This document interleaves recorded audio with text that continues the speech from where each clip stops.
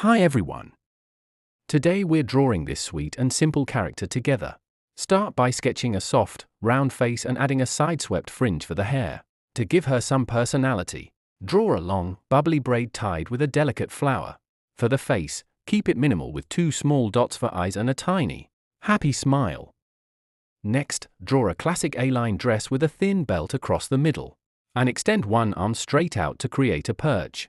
On her hand, sketch a small, round bird with a long tail. And finish the figure with 2 simple, straight lines for the legs. Now it's time to bring the drawing to life with some color. I'm using a vibrant orange for the hair to make it stand out. And a bold, punchy magenta for the dress. To create a nice harmony in the piece, color the little bird in a matching shade of purple. If you want the drawing to look extra crisp, go back over your pencil lines with a fine point black marker to define the edges.